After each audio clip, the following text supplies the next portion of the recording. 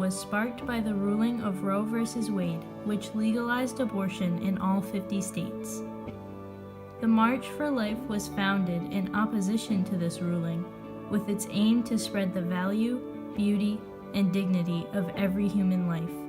The first march occurred on January 22, 1974, the first anniversary of the day the Supreme Court passed Roe v. Wade. The main goal of the march is to work towards a society in which all human lives are protected, with various groups and leaders coming together to communicate this message to the government, the media, and the nation. The march in Washington, D.C. began as a small demonstration and rapidly grew to be the largest pro-life event in the world.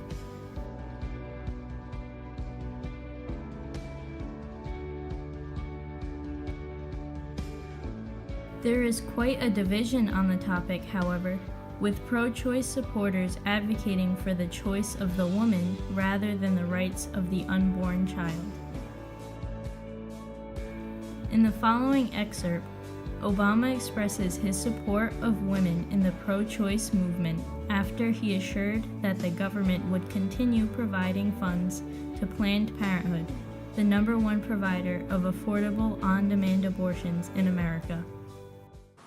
That's why no matter how great the challenge, no matter how fierce the opposition, there's one thing the past few years have shown. It's that Planned Parenthood is not going anywhere. It's not going anywhere today. It's not going anywhere tomorrow.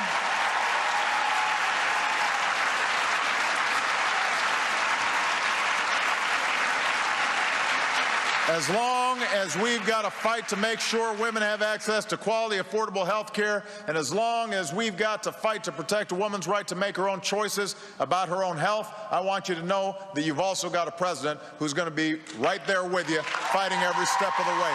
Thank you, Planned Parenthood. God bless you. God bless America. At the 45th Annual March for Life this past January, NFL football player Matt Burke spoke at the rally, expressing his support for the pro-life movement, explaining the truth behind why he marches. You know, last couple of weeks, I started to tell people that I was coming down here to D.C. and they asked me why.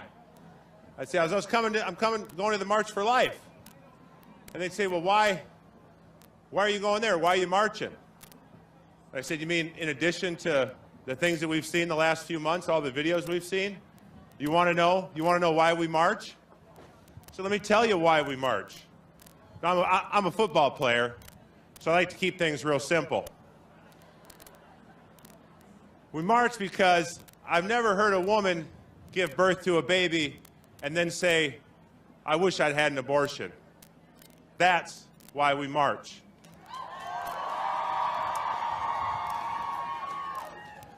Because I've never heard somebody say, I wish I'd had fewer kids. That's why we march. Because I've never heard of a worker at a life clinic decide to leave and go work at an abortion clinic.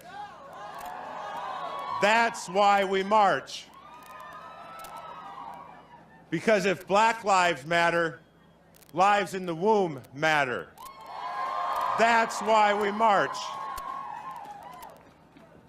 Because if you've ever seen a baby being born, even though it happens millions of times a day, it's still a miracle. It's pure joy. If you've ever experienced adoption, which my family and I recently did, it's one of the most beautiful things in the world. It's an act of sacrifice by the birth mother to know that she can't give the child what he or she needs, and so she does the selfless act of giving the baby up for adoption. That is love. In this world where we have dictators and communism and nuclear weapons and hunger and disease, don't we need more miracles? Don't we need more joy? Don't we need more love?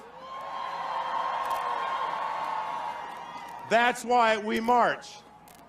And for the millions of women, the abortion survivors out there who are the real heroes of this movement, who have the courage to come forward and say that they made a mistake and they want to help prevent that for other women, and their pain is still real, it's still there, I want them to know, we want them to know that we love them and we appreciate them. That's why we march. And at the end of the day, there's only two choices. You're either pro-life or you're pro-abortion. And we are unapologetically pro-life. That's why we march. God bless us all. He already has.